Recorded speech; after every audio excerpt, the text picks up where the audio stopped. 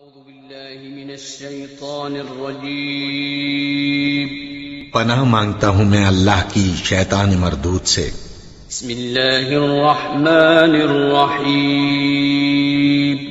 شروع اللہ کا نام لے کر جو بڑا مہربان نہایت رحم والا ہے۔ أعوذ بالله من الشيطان الرجيم بسم الله الرحمن الرحيم قال الله إني منزلها عليكم فمن يكفر بعد منكم فإني أعذبه عذابا لا أعذبه أحدا من العالمين وإذ قال الله يا عيسى ابن مريم أأنت قلت للناس اتخذوني وأمي إلهين من دون الله قال سبحانك ما يكون لي أن أقول ما ليس لي بحق إن كنت قلته فقد علمته تعلم ما في نفسي ولا أعلم ما في نفسك إنك أنت علام الغيوب۔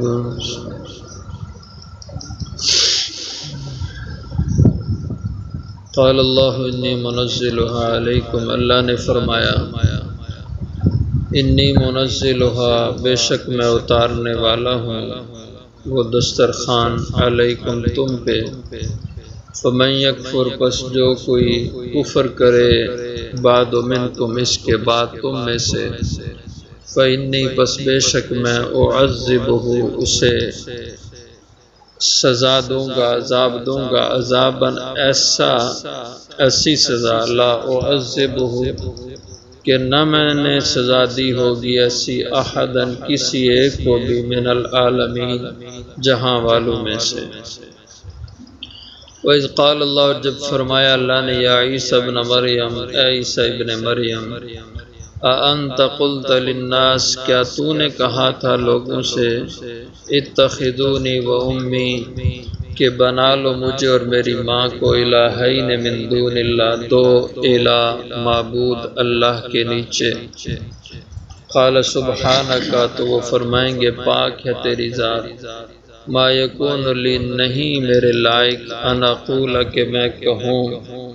ما ایسی بات، لیس لی بحق، جس کا مجھے حق نہیں پہنچتا، ان کنت قلتہ، اگر میں نے یہ بات کہی ہوتی، فقد علمتا، تو پس تحقیق تو اسے جانتا، تعلم ما فی نفسی، تو جانتا ہے وہ کچھ جو میرے دل میں ہو، ولا عالم، اور میں نہیں جان سکتا، ما فی نفسک، جو تیری دل میں ہو، انک انت علام الغیوب، بے شک تو ہی ہے سب غیب جاننے والا۔ حضرت عیسیٰ علیہ السلام سے آپ کی قوم نے درخواست کی کہ اللہ سے عرض کریں کہ ربنا انزل علینا مائدۃ من السماء، کہ اللہ آسمان سے دسترخوان اتارے، لگے لگائے کھانے۔ تو حضرت عیسیٰ علیہ السلام نے اللہ سے دعا کی، اللہ نے حضرت عیسیٰ علیہ السلام کی دعا کو قبول فرما لیا۔ قال اللہ، اللہ نے فرمایا، انی منزلها علیکم، اے عیسیٰ بے شک میں اب اتارتا ہوں دسترخوان تم پہ۔ تو آسمان سے دسترخوان اترا اور اوپر سے وہ بند تھا، اس دسترخوان کے اوپر کھانے رکھے ہوئے تھے،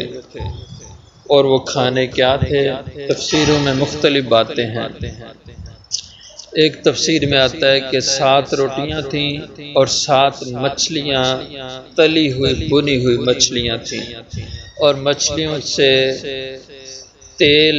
آئل جو ہے وہ رس رہا تھا، اور اس کے ساتھ سرکہ تھا، نمک تھا، اور طرح طرح کی ترکاریاں، سبزیاں مچھلی کے ارد گرد رکھی ہوئی تھیں۔ یوں 7 مچھلیاں اور 7 روٹیاں دسترخوان پہ لگی ہوئی تھیں، اور وہ یوں اللہ نے اتاری۔ حضرت عیسیٰ علیہ السلام نے بسم اللہ پڑھ کے بسم اللہ خیر الرازقین، یہ بسم اللہ پڑھ کے آپ نے دسترخوان کے اوپر جو کور تھا جس سے اس کو بند کیا ہوا تھا وہ ہٹایا، اور دسترخوان پہ کھانا لگا ہوا تھا، اور پھر آپ نے لوگوں سے کہا کہ آجو کھا لو۔ تو جو ضرورت مند لوگ تھے جنہوں نے درخواست کی تھی، بیمار تھے، اپاہج تھے، نابینا تھے، اس قسم کے جو لوگ تھے، ان سب کو آپ نے دسترخوان پہ بلایا، دعوت دی اور ان کو کہا کھاؤ۔ اور یہ دسترخوان کم و بیش صبح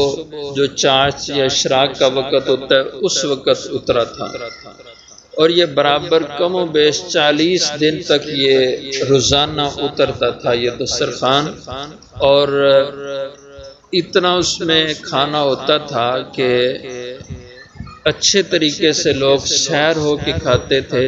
اور اگلے دن تک انہیں بھوک نہیں لگتی تھی۔ اور جو کھانے پہ آنے والے لوگ ہوتے تھے کم و بیش 1300 کے لگ بھگ لوگ ہوتے تھے، یعنی 1300 بندے روزانہ اس سے کھانا کھاتے تھے۔ 7 اگر کھانے لگے ہوئے تھے 7 آدمیوں کا کھانا 7 کر کے یا 14 کر کے یا 21 کر کے 3 یا 4 آدمی ایک کھانے پہ بیٹھ کے کھانا کھاتے، اور وہ چلے جاتے دوسرے آتے، وہ چلے جاتے دوسرے آتے، یوں باری باری لوگ کھانا کھاتے، اور جب سب کھانا کھا چکتے تو کھانا پھر ویسے کا ویسے ہی ہوتا تھا، مچھلیاں بھی اسی طرح، روٹیاں بھی اسی طرح۔ یہ بھی ان کا امتحان تھا، کیونکہ حکم تھا کہ اب اس سے اٹھا نہیں سکتے کھانا، بس یہ یہیں رہے گا۔ اور جب وہ سب پیٹ بھر کے کھا چکتے تو وہ دسترخوان خود ہی آسمانوں پہ یوں اٹھتا جاتا، لوگوں کو نظر آ رہا تھا، اترتا بھی نظر آتا، جاتا بھی نظر آتا تھا، یہاں تک کہ وہ نظروں سے اوجھل ہو جاتا تھا۔ اور جو کھانا کھاتا تھا اس کے بعد اس کو بھوک اور پیاس نہیں لگتی تھی۔ بیمار کھانا کھاتے تو اللہ ان کو صحت یاب کر دیتے، اور جو کسی کو بیماری عذر ہوتا، معذوری ہوتی، اس کھانے سے اللہ اس کو دور فرما دیتے، ایسا بابرکت کھانا تھا۔ اب حکم یہ تھا کہ ایک تو بعض تفسیروں میں یہ آتا ہے کہ صرف غریب اور ضرورت مند کھائیں گے، امیر رئیس لوگ اس کھانے سے نہیں کھائیں گے، اور اسی طرح یہ بھی شرط رکھی گئی تھی کہ اس کھانے سے لے جا کر گھروں میں نہیں جا کے جمع کرنا، گھروں میں کھانا نہیں لے کے جانا، وہیں پہ کھانا ہے بس۔ اب انہوں نے کیا کیا، اس کی مخالفت کی۔ ایک تو امیر لوگ بھی بڑا مزے کا کھانا ہوتا تھا، وہ جو تگڑے اچھے بھلے لوگ ہوتے وہ بھی آ کے بیٹھ جاتے کھانے میں، ایک یہ خلاف ورزی، اور دوسرا یہ کہ 7 گھروں سے دیسکیاں ڈونگے لے آتے اور 7 بھر کے گھروں میں لے جاتے تھے۔ اب حکم تھا کہ کھانا لے کے نہیں جا سکتے گھر میں، یہیں پہ کھاؤ گے بس۔ لیکن جب کھانا بچا ہوتا تھا وہ تو 7 اپنے برتن لے آتے، بھر کے برتن گھروں میں لے جاتے کہ چلو شام کو کھائیں گے۔ اب یہ خلاف ورزی ہوئی تو اللہ نے پہلے فرما دیا تھا فَمَن يَكْفُرْ بَعْدُ مِنْكُمْ، میں اب کھانا اتارنے والا ہوں، بس جس نے کفر کیا اس کے بعد تم میں سے، یعنی جن شرطوں کے ساتھ تمہیں کھانا دیا جا رہا ہے، اگر کسی نے ان کی مخالفت کی، اللہ کا یہ حکم توڑا، فَإِنِّي أُعَذِّبُهُ عَذَابًا، تو پھر میں اس کو ایسی سزا دوں گا، لَا أُعَذِّبُهُ أَحَدًا مِنَ الْعَالَمِينَ، کہ ایسی سزا نہ دی ہوگی میں نے کسی کو بھی دنیا جہاں کے لوگوں میں۔ اور جب انہوں نے اللہ کے اس حکم کو ٹھکرایا، نافرمانی کی، اور اس نافرمانی کی وجہ سے پھر اللہ کا عذاب آیا، اور اس عذاب کی شکل یہ تھی کہ اللہ نے ان کے بڑی عمر کے جو لوگ تھے ان کو خنزیر بنا دیا، اور جو جوان تھے ان کو اللہ نے بندر بنا دیا۔ خنزیر اور بندروں کی شکل اللہ نے ان کی بنا دی۔ اور یہ بنی اسرائیل پر کئی دفعہ ایسا عذاب آیا۔ ایک عذاب کا ذکر قرآن پاک میں دوسرے مقام پہ ہے، اور وہ عذاب تھا، نافرمانی تھی ہفتے کی چھٹی کے حوالے سے، کہ ہفتے کا دن ان کو عبادت کے لیے دیا گیا تھا یہودیوں کو، کہ عبادت کے دن میں کوئی کاروبار بزنس نہیں کرو گے، لیکن انہوں نے ہیلے سے بزنس شروع کر دیا۔ ہفتے والے دن میں اللہ کے حکم کی خلاف ورزی کی تو انہیں اللہ نے اس خنزیر اور بندروں کی شکل میں بدل دیا۔ اور یہ واقعہ ہوا تھا حضرت داؤد علیہ السلام کے زمانے میں، جو ہفتے کے حکم کی خلاف ورزی کی تو حضرت داؤد کے زمانے میں ان کی شکلیں مسخ ہوئی تھیں بندروں اور خنزیروں میں۔ اور یہ واقعہ جو ہے جہاں جب ان کی شکلیں خنزیر اور بندر کی بنی، یہ حضرت عیسیٰ علیہ السلام کے دور کا ہے، آپ کے زمانے میں ہوا۔ اور یہ کم و بیش جن کی شکلیں اللہ نے بدلی، جو بڑی عمر کے تھے، جن کو خنزیر بنایا گیا، بعض تفسیروں میں لکھا ہے کہ 300 کے لگ بھگ یہ لوگ تھے۔ اور جب رات کو یہ واقعہ ہوا، رات کو یہ صحیح انسان سوئے، اور جب صبح ہوئی رات کے پچھلے پہر میں ان کی شکلیں اللہ نے بدل دی، اور جب اٹھے اپنے بستروں سے تو خنزیر اور بندر بنے ہوئے تھے۔ اب گھومتے، گندگی پہ چرتے، جیسے خنزیر گندی چیزیں کھاتے ہیں جوں کرتے۔ عیسیٰ علیہ السلام جب ان کے پاس گئے، گزرے قریب سے، تو یہ آپ کے ارد گرد جمع ہو گئے، اور عیسیٰ علیہ السلام ان کو پکارتے، شکلوں سے سمجھ آ رہی ہوتی کہ یہ فلاں آدمی ہے، یہ فلاں، یہ فلاں، یہ فلاں۔ تو حضرت عیسیٰ علیہ السلام نام ان کا بولتے، باتیں ان سے کرتے۔ یہ سر تو ہلا سکتے تھے لیکن زبان سے بول نہیں سکتے تھے، زبان نہیں تھی، بس سر ہلاتے جو حضرت عیسیٰ علیہ السلام بات کرتے، اور ساتھ میں روتے تھے۔ اور یہ 3 دن کم و بیش یا ایک ہی دن رہے یہ اسی طرح، اور اس کے بعد اللہ کا عذاب آیا تو یہ سب کے سب ہلاک کر دیے گئے۔ اور جن کی بھی شکلیں یہ بدلی وہ سب مر گئے۔ یہ بعض لوگوں کے ذہنوں میں ہوتا ہے کہ یہ بندر وہی ہے جس کو اللہ نے انسان کو بندر کی شکل میں بنایا تھا، یہ بندر اس کی جنس سے ہے، یہ غلط ہے۔ یہ بندر الگ مخلوق ہے،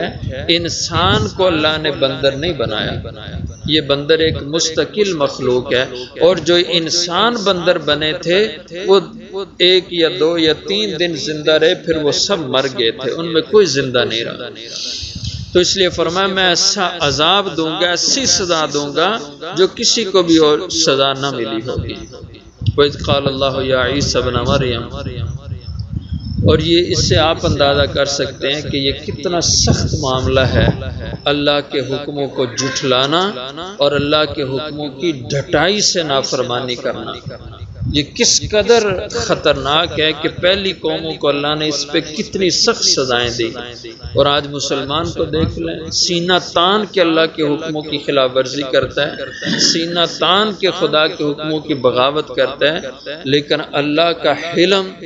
اور اللہ کا صبر ہے کہ اللہ فوری اس کو عذاب میں نہیں ڈال رہے، جیسے پہلی قوموں پہ عذاب فوری آتے تھے۔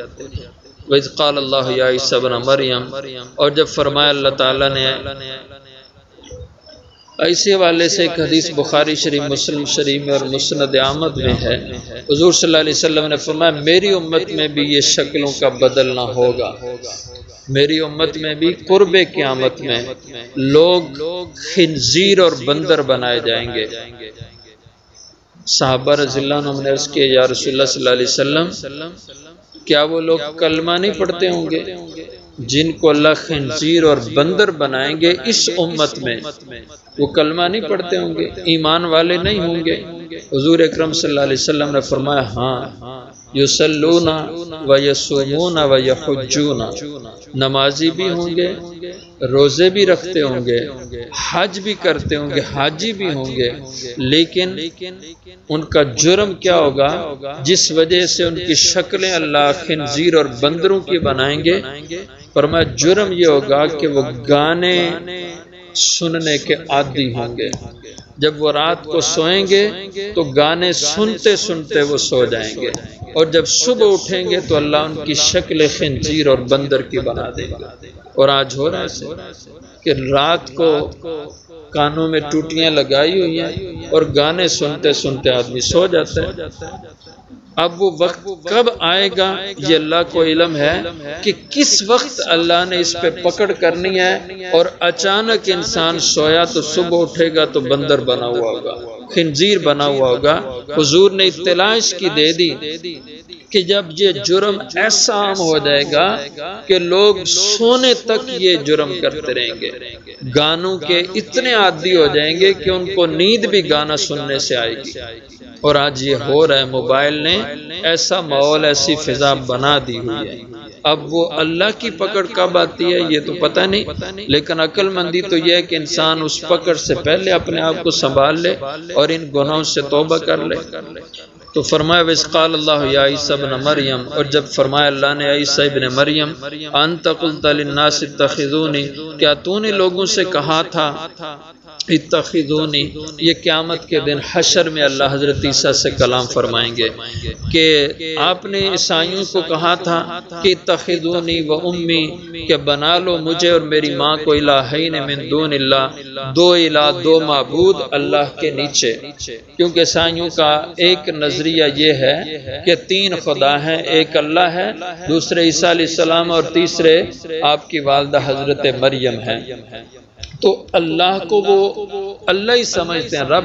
لیکن حضرت عیسیٰ اور حضرت مریم کو وہ اس نسبت سے پوجتے، ان کو معبود بناتے ہیں کہ تاکہ ان کے توسط سے اللہ تک ہماری رسائی ہو جائے، اس لیے ان کی پوجا کرتے، ان کو معبود بناتے۔ تو اللہ فرمائیں گے کیا آپ نے یہ ان عیسائیوں کو تعلیم دی تھی، لوگوں کو آپ نے یہ تعلیم دی تھی کہ وہ میرے نیچے تمہیں بھی معبود بنا لیں؟ قالا، تو تفسیروں میں لکھا ہے جب یہ اللہ جل شانہ حشر میں حضرت عیسیٰ سے یہ کلام فرمائیں گے، براہ راست اللہ کی کلام برداشت نہیں کسی سے ہو سکے گی۔ تو تفسیروں میں لکھا ہے کہ حضرت عیسیٰ علیہ السلام پہ بے ہوشی طاری ہو جائے گی، اور اس قدر روب پڑے گا کہ آپ کے جسم پہ لرزہ طاری ہو جائے گا اس ارشاد باری تعالیٰ سے۔ یہاں تک ایک تفسیر مظہری میں لکھا ہے کہ آپ کے روئیں روئیں سے خون پھوٹنے لگے گا خوف کے مارے، اس قدر اس اللہ کے فرمان کے جلال کا ایسا ظہور ہوگا،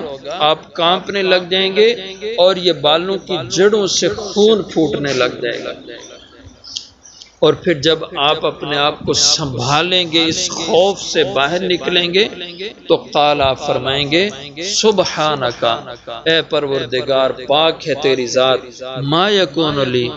میرے لیے یہ لائق ہی نہیں تھا، ان اقول ما لیس لی بحق، کہ میں کہتا ایسی بات جس کے کہنے کا مجھے حق ہی نہیں پہنچتا۔ ان کنت قلت، اگر میں نے کہی ہوتی ایسی بات، فقد علمتا، تو اے پروردگار تحقیق تو جانتا ہے سب کچھ، تو تجھے پتہ ہوتا کہ میں نے ایسا کہا، لیکن میں نے قطعاً ایسی کوئی بات نہیں کی، یہ لوگ خود شرک میں مبتلا ہوئے۔ تعلم ما فی نفسی، تیرا علم تو بہت وسیع ہے، تو یہ بھی جانتا ہے ما فی نفسی، جو میرے دل میں بات ہو، لیکن ولا علم ما فی نفسک، میں نہیں جانتا جو تیرے دل میں ہے، یعنی میرا علم محدود، تیرا علم غیر محدود، اس لیے کہ انک انت علام الغیوب، بے شک تو ہی سب غیبوں کا علم رکھتا ہے، سب غیب جاننے والا صرف تو ہے، تیری صفت ہے عالم الغیب ہونا، غیب کا جاننا، کیونکہ یہ سب انبیاء کا عقیدہ ہے، یہ قرآن کا عقیدہ ہے کہ غیب کا علم صرف اللہ کی ذات کو حاصل ہے۔ عالم الغیوب اور علام الغیوب یہ صرف اور صرف اللہ کی ذات ہے، یہ اللہ کی صفت، اللہ کے سوا نہ کوئی پیغمبر اللہ کے وہ عالم الغیب ہے، نہ کوئی اللہ کے ولی، وہ سب اپنی جگہ بہت ہی اللہ کے محبوبین و مقربین ہیں، لیکن جو خدائی صفتیں ہیں وہ اللہ کو حاصل ہیں، اور یہ اللہ کی صفت ہے، خدائی صفت ہے، انک انت علام الغیوب، کہ پروردگار بے شک تو ہی سب غیب جاننے والا ہے۔